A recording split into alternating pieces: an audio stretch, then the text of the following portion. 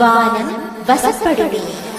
தன்னம்பிக்கையையும் விடாமுயற்சியையும் உணர்வுபூர்வமாக பின்பற்றும் எவருக்கும் வானம் வசப்பட்டே ஆக வேண்டும் என்ற இயற்கை விதியை தெள்ள தெளிவாக உணர்த்தும் ஓர் அசாதாரணமான கதை.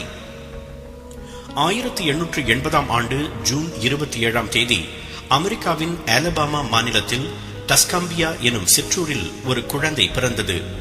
கொழுகொழுவென்று இருந்த தங்கள் குழந்தையின் எதிர்காலம் ஒளிமயமாக இருக்கும் என்று எல்லா பெற்றோரையும் போல் அந்த பெற்றோரும் நம்பினர், விரும்பினர். குழந்தைக்கு 2 வயது கூட நிரம்பாத தருணத்தில் திடீரென்று காய்ச்சல் கண்டது. அது என்ன காய்ச்சல் என்று அப்போதைய மருத்துவர்களுக்கு தெரியவில்லை. குழந்தை இறந்துவிடும் என்றுதான் எதிர்பார்க்கப்பட்டது. ஆனால் பெயர் தெரியாத அந்த நோய் குழந்தையின் உயிரை பறிக்கவில்லை. மாறாக அந்த பச்சிளம் குழந்தையின் பசுமை மாறாத உடலில் 2 கொடூரங்களை நிகழ்த்தி காட்டியது. முதலாவது, அந்த மழலை செல்வத்தின் செவிகள் செயலிழந்தன. அடுத்து அதன் சின்னஞ்சிறு விழிகள் ஒளி இழந்தன. பேசிக்கூட பழகாத, தன் பெயரையே கேட்டறியாத அந்த பிஞ்சு பருவத்திலேயே கண் பார்வையையும் செவிகளையும் இழந்தது அந்த குழந்தை. அந்த குழந்தை நீங்களாக இருந்திருந்தால் என்ன செய்திருப்பீர்கள்? சிந்தித்தவாறே கதையை தொடர்ந்து கேளுங்கள். உங்கள் விழிகளை நனைக்கப் போகும் இந்த கதையின் நாயகியின் பெயர் ஹெலன் கெல்லர். 2 வயது நிரம்பும் முன்னே 2 முக்கிய புலன்களை இழந்த ஹெலன் கெல்லர் 7 வயதாகும் வரை இருண்ட உலகில் மருண்டு போயிருந்தார். பின்னர் அவருக்கு நிபுணத்துவ உதவி தேவை என்று நம்பிய பெற்றோர் வாஷிங்டன் சென்று அலெக்சாண்டர் கிரஹம் பெல்லை சந்தித்தனர். தொலைபேசியை கண்டுபிடித்த அவர் காது கேளாதோருக்கான கல்வியில் அதிக ஈடுபாடு கொண்டவர் என்று முன்னொரு நிகழ்ச்சியில் பார்த்தோம். கிரஹம் பெல் ஆன் சலிவன் என்ற ஆசிரியையை அறிமுகம் செய்து வைத்தார். அந்த ஆன் சலிவன் தான் கும்மிருட்டான நிசப்தமான ஹெலன் கெல்லரின் உலகுக்கு ஒலியையும் ஒளியையும் கொண்டு சேர்த்தார். பார்க்கவும் கேட்கவும் முடியாத ஒரு சிறுமிக்கு எப்படி எழுத்துக்களையும் சொற்களையும் அறிமுகம் செய்வது? ஹெலன் கெல்லரின் உள்ளங்கையில் தன் விரல்களால் எழுதி கொஞ்சம் கொஞ்சமாக எழுத்துக்களை அறிமுகம் செய்தார் ஆன். அவற்றை விளையாட்டாக எண்ணி கற்றுக்கொண்டார் ஹெலன் கெல்லர். ஆனால் தான் கற்றுக்கொண்ட எழுத்துக்களை அவரால் பொருட்களோடு தொடர்பு படுத்த முடியவில்லை.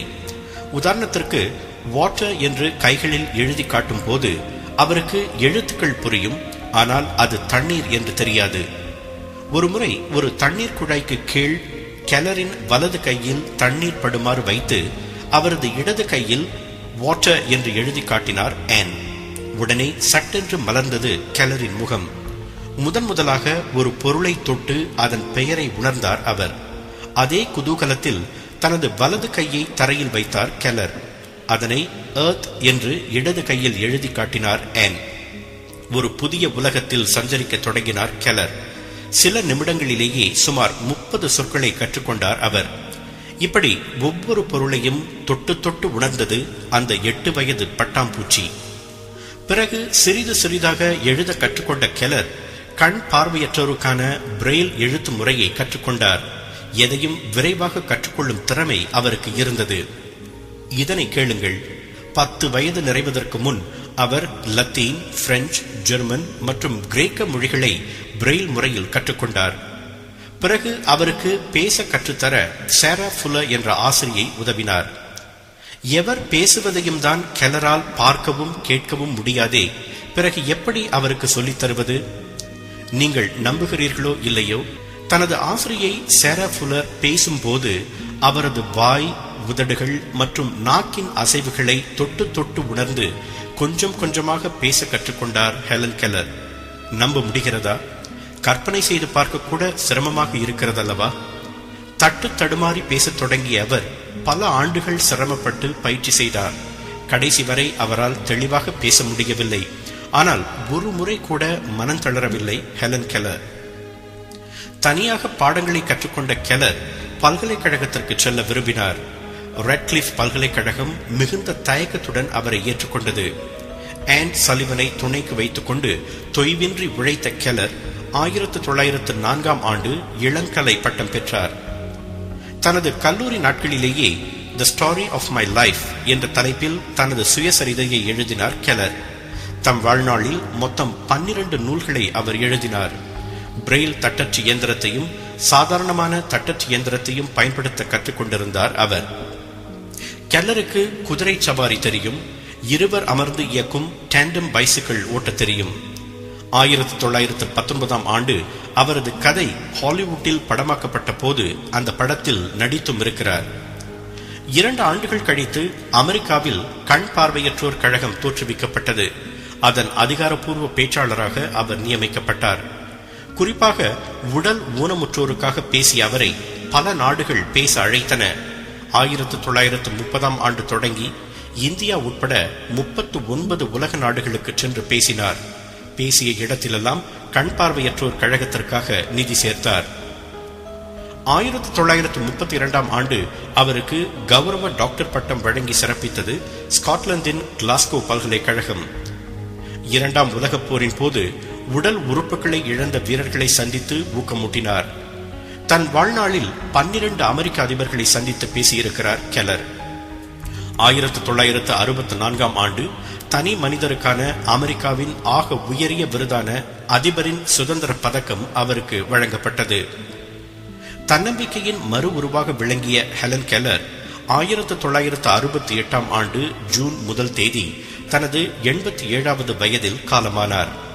உறக்கத்திலேயே அவரது உயிர் அமைதியாக பிரிந்தது.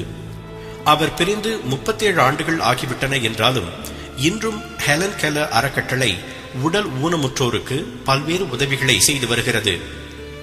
ஒரு சமயம் அவரிடம் நீங்கள் உங்கள் வாழ்க்கையில் என்ன சாதித்தீர்கள் என்று கேட்கப்பட்டது. அதற்கு அவர், இந்த இருண்ட அமைதியான என் வாழ்வை கடவுள் ஏதோ ஒரு திட்டத்தோடு தான் படைத்திருக்கிறார் என்று நான் நம்புகிறேன். அதை என்றாவது ஒரு நாள் நான் உணர்வேன். அப்போது அது குறித்து மகிழ்வேன் என்று கூறினார். இன்று நீங்கள் சோர்ந்து போயிருக்கிறீர்களா? ஏதோ ஒரு மனச்சுமை உங்கள் தோள்களில் பெரும் பாரமாக கனக்கிறதா? ஹெலன் கெல்லர் என்ற 2 மந்திர சொற்களை சொல்லி பாருங்கள். கண் பார்வை இல்லாமலும் காது கேளாமலும் அவர் பட்ட சிரமங்களை விடவா உங்கள் பிரச்சனை பெரியது? இதனை இன்னொரு விதமாக சொல்ல வேண்டுமென்றால் கண்ணதாசனைத்தான் துணைக்கு அழைக்க வேண்டும். உனக்கும் கீழே உள்ளவர் கோடி, நினைத்து பார்த்து நிம்மதி நாடு. நிம்மதி நாடுவதோடு இதையும் சிந்தித்து பாருங்கள். 2 முக்கிய புலன்கள் இல்லாமல் ஹெலன் கெல்லரால் இவ்வளவு சாதிக்க முடிந்ததென்றால் நமக்கு தடையாக இருப்பவை எவை? எந்த தடைகளையும் விடைத்தறிய ஹெலன் கெல்லர் நம் காதுகளில் சொல்லும் 2 வார்த்தை மந்திரம்: தன்னம்பிக்கை, விடாமுயற்சி. முயன்று பாருங்கள். உங்கள் இன்னல்கள் பஞ்சாய் பறக்காவிட்டாலும் முயற்சி செய்யும் வரைதான் நாமெல்லாம் மனிதர்கள் என்ற வைரமுத்துவின் கூற்று எவ்வளவு உண்மை என்பதை உணர்வீர்கள். நீங்கள் வசப்படுத்த விரும்பும் வானத்தில் நீங்கள் தைரியமாக சிறகடித்து பறக்க வாழ்த்துக்கள். வானம் வசப்படுவே. பரவசம்